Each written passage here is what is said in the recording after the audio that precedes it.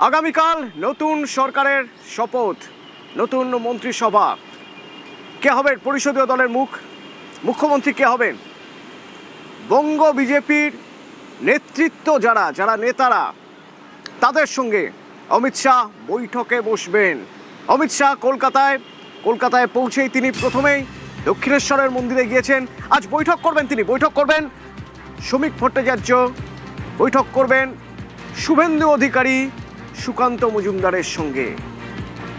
ঠিক কি নিয়ে আলোচনা হবে, কখন হবে এই বৈঠক জানবো। সুস্মিতা সরাসরি আমার সঙ্গে রয়েছে। সুস্মিতা, যে কে হবেন? দেখো, অমিত শাহ ইতিমধ্যেই দক্ষিণেশ্বর মন্দির থেকে মা ভবতারিণীকে পুজো শেষ করে ইতিমধ্যেই রওনা দিয়ে দিয়েছেন রাজারহাটের 5 তারা হোটেলের উদ্দেশ্যে, যে হোটেলে আজ প্রথম দফার বৈঠক সারবেন কেন্দ্রীয় স্বরাষ্ট্রমন্ত্রী অমিত শাহ। এবং সেই বৈঠকে উপস্থিত থাকবেন নন্দীগ্রাম এবং ভবানীপুর কেন্দ্রের বিজয়ী বিজেপি প্রার্থী শুভেন্দু অধিকারী এবং তার পাশাপাশি রাজ্য বিজেপির সভাপতি শ্রমিক ভট্টাচার্য এবং সুকান্ত মজুমদার। শুধু রাজ্য সভাপতি শ্রমিক ভট্টাচার্য, শুভেন্দু অধিকারী, সুকান্ত মজুমদার নয়, সাংগঠনিক সাধারণ সম্পাদক বিজেপির অমিতাভ চক্রবর্তী এবং যারা বিজেপির রাজ্য কমিটির গুরুত্বপূর্ণ পদাধিকারী রয়েছেন তারা উপস্থিত থাকবেন। এবং মূলত আজকের প্রথম দফার এই কেন্দ্রীয় নেতারা কেউ থাকছেন কি অমিত শাহর সঙ্গে? প্রশাসনিক নীতি নির্ধারণ দেখো, আবশ্যকভাবে কেন্দ্রীয় নেতা হিসেবে এই আজকের প্রথম দফার মিটিংয়ে উপস্থিত থাকবেন উড়িষ্যার মুখ্যমন্ত্রী মোহন চরণ মাঝি, বিজেপির সর্বভারতীয় সভাপতি নীতিন নবীন এবং বিজেপির প্রাক্তন সর্বভারতীয় সভাপতি জেপি নাড্ডা। অমিত শাহ, মোহন চরণ মাঝি, জেপি নাড্ডা এবং নীতিন নবীনের উপস্থিতিতে বৈঠক হবে রাজ্য বিজেপির শীর্ষস্থানীয় নেতৃত্বের সঙ্গে। এবং রাজারহাটের এই হোটেলের পরেই অমিত শাহ পৌঁছে যাবেন বিশ্ব বাংলা কনভেনশন সেন্টার, যেখানে বঙ্গ বিজেপির নির্বাচিত জনপ্রতিনিধি অর্থাৎ বিজেপির বিজয়ী বিধায়ক কনভেনশন সেন্টার, সেই বিশ্ব বাংলা কনভেনশন সেন্টার, সেখানে দলের বিজয়ী প্রার্থী যারা রয়েছেন, যারা বিজেপি বিধায়ক হিসেবে কাজ করবেন, জনপ্রতিনিধি হিসেবে কাজ করবেন এই নতুন সরকারে, তাদের সঙ্গে দেখা করবেন, তাদের সঙ্গে কথা বলবেন অমিত শাহ এবং কেন্দ্রীয় নেতৃত্ব যারা এসেছেন তারা। সেখান থেকে আমার সঙ্গে অর্ণব রয়েছে সরাসরি। অর্ণব, কনভেনশন সেন্টারে কখন এই দ্বিতীয় দফার বৈঠক এবং এখানেই কি কার্যত সিদ্ধান্ত হয়ে যাবে যে পরিষদীয় দলনেতা কে হচ্ছেন, মন্ত্রিসভায় কারা থাকছেন, মুখ্যমন্ত্রী কে হচ্ছেন?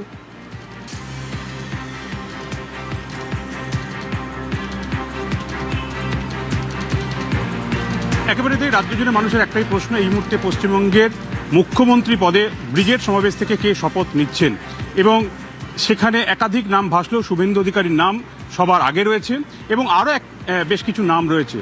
অর্থাৎ এই 207 জন যে হিউজ ম্যান্ডেট পেয়েছে ভারতীয় জনতা পার্টি, শ্যামাপ্রসাদ মুখোপাধ্যায়ের তার জন্মভিটে, তার জায়গায়, অর্থাৎ শ্যামাপ্রসাদের হাতে তৈরি যে বিজেপি, সে জনসংঘ, সেখানে বিজেপির এই সাকসেস এবং সেই সাকসেসের পর কে মুখ্যমন্ত্রী হবেন, অর্থাৎ দলনেতা কে হবেন, এই 207 জন বিধায়কের মধ্যে কে লিড করবেন, দলনেতা যিনি নির্বাচিত হবেন তিনি মুখ্যমন্ত্রী হন, সেই কাজটাই কিন্তু আজ এই 207 জন বিজেপির নির্বাচিত বিধায়ককে নিয়ে দুপুর 3টে থেকে 5টা পর্যন্ত আমি যেখানে দাঁড়িয়ে রয়েছি এই কনভেনশন সেন্টারে, সেখানে কিন্তু বৈঠক হবে।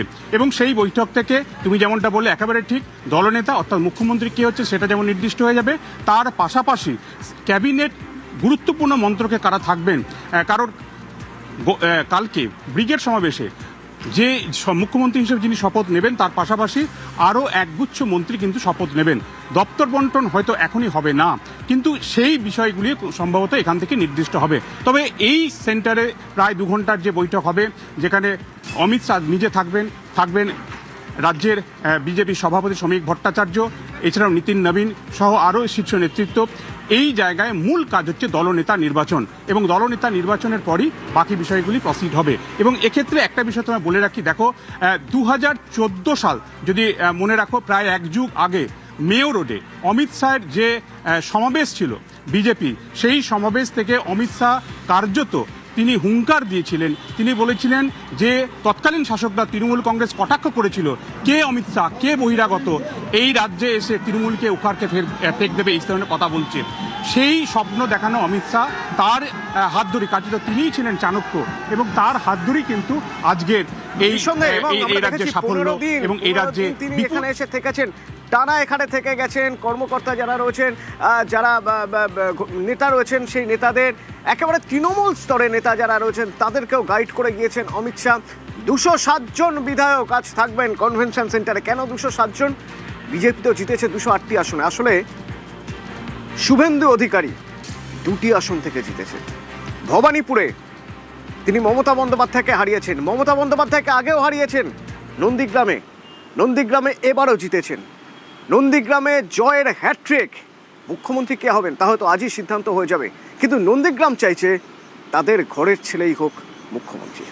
কাটলো মেঘের কালো ছায়া, রোদ এলো ঝলমলে, ভয়ের চুচু পালিয়ে গেছে বংশের রসাতলে। শিক্ষা আইন এবার পাবে ঊর্ধ্বগামী সিঁড়ি, বেকারত্ব থাকবে না আর বুঝবে দাদাগিরি। জয় মা কালী। চারিদিকে খুশির হাওয়া, আনন্দ সত্তা। পাল্টেছে এইবার, এলো বিজেপি সরকার। পাল্টেছে এইবার, এলো বিজেপি সরকার। পশ্চিমবঙ্গে প্রথমবার বিজেপির সরকার। পাল্টেছে এইবার, এলো বিজেপি সরকার। শনিবার ব্রিগেডের শপথ। সবার মনে এখন প্রশ্ন, মুখ্যমন্ত্রী কে হবেন?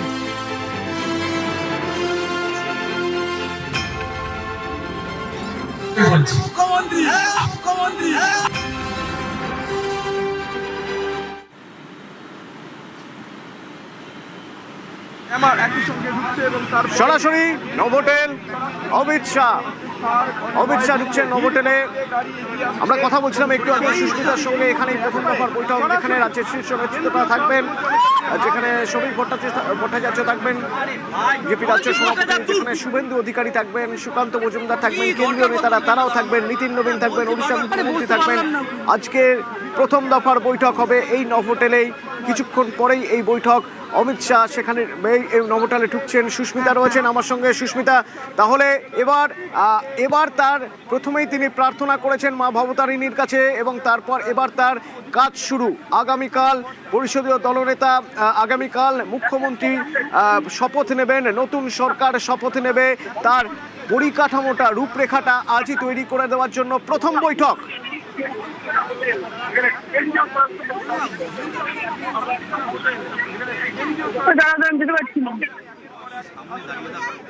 সুস্মিতা, শোনা যাচ্ছে? হ্যাঁ পাচ্ছি। সুস্মিতা, তুমি বলছিলে একটু আগে যে নভোটেল এবং এখানেই প্রথম বৈঠক হবে, যেখানে রাজ্যের শীর্ষ নেতারা থাকবেন, কেন্দ্রীয় নেতারা থাকবেন অমিত শাহর সঙ্গে।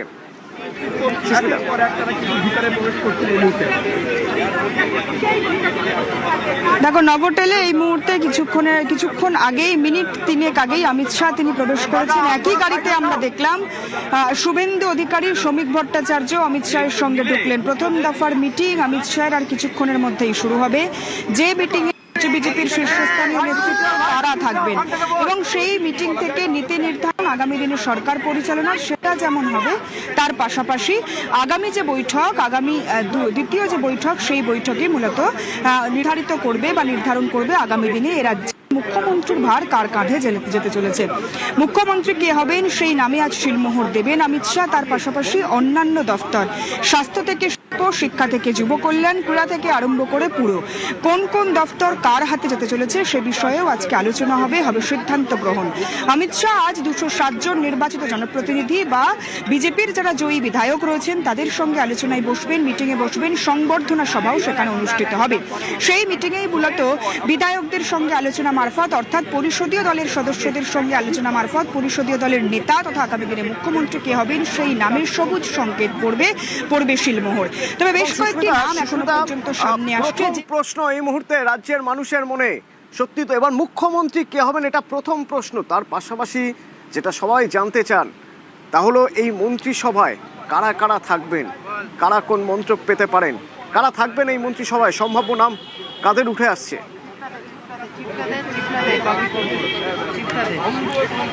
দেখো, মুখ্যমন্ত্রী হিসেবে অবশ্যই প্রথম নাম, এবং যে নাম অন্তত গত 3 দিন বিজেপির এই সাফল্যের পর যে নামটা সবচেয়ে বেশি সংবাদ শিরোনামে এসছে সেটি নিঃসন্দেহে শুভেন্দু অধিকারী। তার কারণ শুভেন্দু অধিকারী তিনি 2 কেন্দ্র থেকে, নন্দীগ্রাম এবং ভবানীপুর 2 কেন্দ্র থেকে তিনি জয়লাভ করেছেন। এবার শুধুমাত্র তাই নয়, তিনি নন্দীগ্রামে হ্যাট্রিক করেছেন এবং একেবারে মুখ্যমন্ত্রী মমতা বন্দ্যোপাধ্যায় তাকে 2 বার, প্রথমবার নন্দীগ্রাম কেন্দ্র, দ্বিতীয়বার ভবানীপুর কেন্দ্র থেকে যাকে হারিয়েছেন, সেই শুভেন্দু অধিকারীর নাম সর্বাধিক প্রথমে আসছে এবং সর্বোচ্চভাবে তার নামটাই সবচেয়ে বেশি চর্চায়। শুভেন্দু অধিকারী তিনি মুখ্যমন্ত্রীর দৌড়ে এগিয়ে রয়েছেন বলেই এখনো পর্যন্ত বিজেপির তরফ থেকে জানা যাচ্ছে।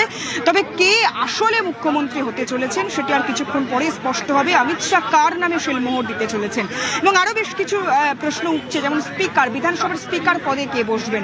বিধানসভায় স্পিকার পদে মূলত যার নাম আসছে তাপস রায়, দীর্ঘদিনের যার এই বিধানসভা ভিত্তিক রাজনৈতিক কাজকর্ম বা রাজনৈতিক কার্যকলাপে যার অভিজ্ঞতা সর্বাধিক রয়েছে, সেই তাপস রায়ের নামই মূলত প্রকাশ্যে আসছে, চর্চায় আসছে বলেই মনে করা হচ্ছে তাপস রায়ের নাম। এবং তার পাশাপাশি আবারও বলবো যে স্বাস্থ্য দপ্তরের দায়িত্ব যেতে পারে শরৎ মুখোপাধ্যায়। বিধাননগর কেন্দ্রে সুজিত বসুকে হারিয়ে যিনি জয়লাভ করেছেন, তার নাম আসছে স্বাস্থ্য দপ্তরে। এবং অবশ্যই যুব কল্যাণ দপ্তরে যুব কল্যাণ দপ্তর যেতে পারে ইন্দ্রনীল খান, বিজেপির যুব মোর্চার যিনি সভাপতি, তার নাম আসছে, তার নাম চর্চায় রয়েছে। দিলীপ ঘোষ পেতে পারেন গ্রামোন্নয়ন এবং নগরোন্নয়ন মন্ত্রিত্ব, এবং তার পাশাপাশি অবশ্যই দিলীপ ঘোষ সহ অগ্নিমিত্রা পল নারী এবং শিশু কল্যাণ দপ্তরের দায়িত্ব পেতে পারেন, এমনটাই মনে করা হচ্ছে।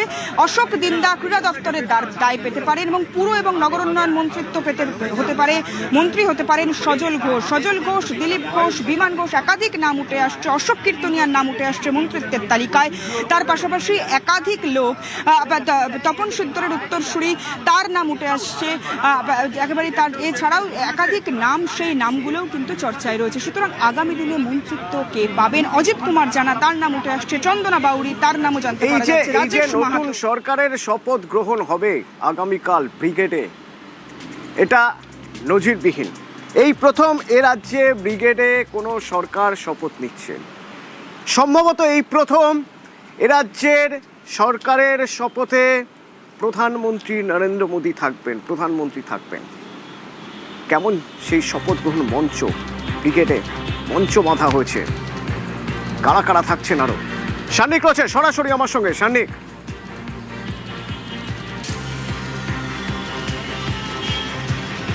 অতনু, কালকে সকাল 10টায় রাজ্যের নবম মুখ্যমন্ত্রীর শপথ গ্রহণ, আর সেই শপথ গ্রহণ সমারোহের ঠিক আগেই আজকে সেই মঞ্চ প্রস্তুতির কাজ চলছে। যদিও এখনো অনেকটাই কাজ বাকি রয়েছে, আজকে রাতের মধ্যেই গোটা কাজ সম্পূর্ণ করে ফেলা হবে তেমনটাই এখনো পর্যন্ত জানা যাচ্ছে। তবে নিরাপত্তার বিষয়কে মাথায় রেখে এই গোটা অংশে, অর্থাৎ যে গোটা মাঠটা রয়েছে, সেই মাঠের অ্যাক্সেস আজকে থেকেই পুরোপুরি লিমিটেড করে দেওয়া হয়েছে। বাইরে থেকে কেউ ঢোকার ক্ষেত্রে, যেহেতু প্রধানমন্ত্রী নরেন্দ্র মোদী আসছেন, তার সুরক্ষার কথা মাথায় রেখে এখানে কিন্তু যথেষ্ট নিরাপত্তার তোড়জোড় রাখা হয়েছে। কালকে যে মঞ্চ প্রস্তুত করা হচ্ছে তার একটা অংশে যারা বিশিষ্ট অতিথিরা থাকবেন, অর্থাৎ দেশের প্রধানমন্ত্রী, দেশের স্বরাষ্ট্রমন্ত্রী, এছাড়াও অন্যান্য রাজ্যের মুখ্যমন্ত্রীরা যারা উপস্থিত থাকবেন, তাদের জন্য একটা অংশ করা হচ্ছে। মাঝখানে থাকছে শপথ গ্রহণের অংশ, অর্থাৎ যেখানে দাঁড়িয়ে ক্যাবিনেটের মন্ত্রীরা তারা একে একে শপথ নেবেন, এবং সর্বোচ্চ যেখানে আমরা দেখতে পাবো রাজ্যের নবম মুখ্যমন্ত্রী তিনি শপথ গ্রহণ করবেন সাধারণ মানুষের সামনে দাঁড়িয়ে। আরেকটি অংশে যারা মন্ত্রিসভার সদস্যরা যারা শপথ নেবেন তারা মঞ্চের আরেকটি অংশে বসবেন। অর্থাৎ এই 3টি অংশে মঞ্চটাকে মূলত ভাগ করে দেখা যেতে পারে। এর পাশাপাশি যারা কালকে আসতে চলেছেন, আজকের মধ্যেই আমরা জেনে যাব মূলত কারা কারা কালকে এখানে শপথ নিতে চলেছেন। তাই তাদের কালকে এখানে যখন তারা শপথ গ্রহণে আসবেন, সাধারণ মানুষের ভিড়, এই প্রথমবার হয়তো শপথ গ্রহণে সাধারণ মানুষ সামনে থেকে তাদের সরকারকে শপথ গ্রহণ করতে দেখবে। অর্থাৎ আলাদা একটা ছবি কালকে নজরে পড়তে চলেছে, একেবারে নজিরবিহীন ছবি বলা যেতে পারে। আর তাকে নিয়ে কিন্তু উন্মাদনা রয়েছে সাধারণ মানুষের মধ্যে, বিজেপি কর্মী সমর্থকদের মধ্যে। সেটা কিন্তু আজকে সকাল থেকেই ব্রিগেড প্যারেড গ্রাউন্ড থেকে বোঝা যাচ্ছে। অতনু,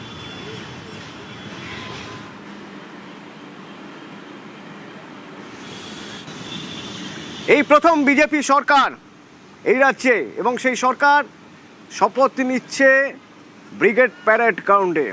এই ব্রিগেড প্যারেড গ্রাউন্ড অনেক রাজনৈতিক সভার সাক্ষী থেকে এসেছে, অনেক ঐতিহাসিক সভার সাক্ষী থেকে এসেছে।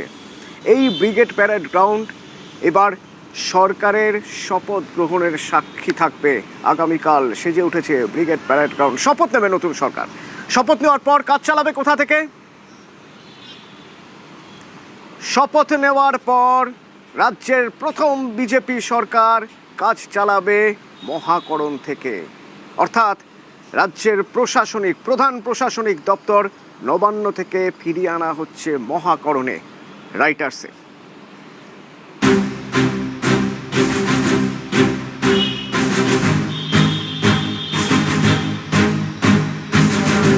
কয়েক বছর আগেও বাংলায় বিধানসভার ভোট মানেই ছিল লালবাড়ির লড়াই। এই হচ্ছে সেই লালবাড়ি, ব্রিটিশদের দেওয়া নাম রাইটার্স বিল্ডিং। মহাকরণ, লাল রঙের মহাকরণ।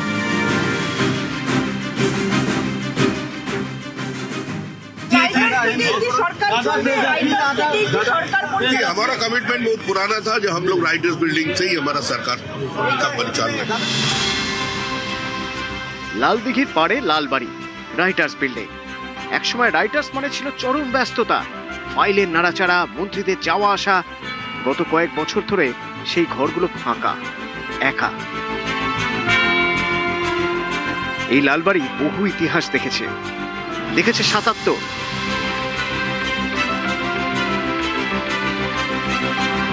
দেখেছে 2011, পরিবর্তনের ঝড়। 2013 সালে রাজ্য প্রশাসনের সদর দপ্তর মহাকরণ থেকে সরিয়ে নিয়ে যাওয়া হয় নবান্নে। এরপর থেকেই ধীরে ধীরে যেন ব্রাত্য হয়ে গিয়েছে এই বিরাট লালবাড়ি। একা একা দাঁড়িয়ে দেখেছে সময়কে বয়ে যেতে। দেখেছে গঙ্গার ওপারে নীল সাদা বহুতলের দাপট। এভাবে প্রায় কেটে গিয়েছে 13 বছর। 26-এ আরেকটা বিধানসভা ভোট। এবার ভোটে কি হবে? প্রত্যাবর্তন নাকি পরিবর্তন? উত্তর মিলল সোমবার।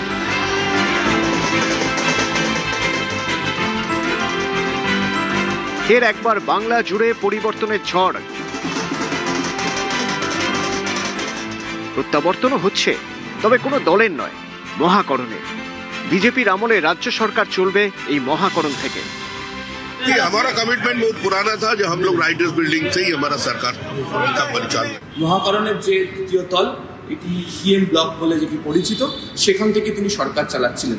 বিজেপির সরকার আসার পর মুখ্যমন্ত্রী সহ তার যারা মন্ত্রী পরিষদের সদস্যরা হবেন তারা পুনরায় মহাকরণে ফেরত আসবেন, এবং এটি সেই সিএম ব্লক যেটা ছিল, যেখানে বুদ্ধদেব ভট্টাচার্য, মমতা বন্দ্যোপাধ্যায় তারা এর আগে মুখ্যমন্ত্রী হিসেবে দায়িত্বভার এখান থেকে সামলে গিয়েছিলেন।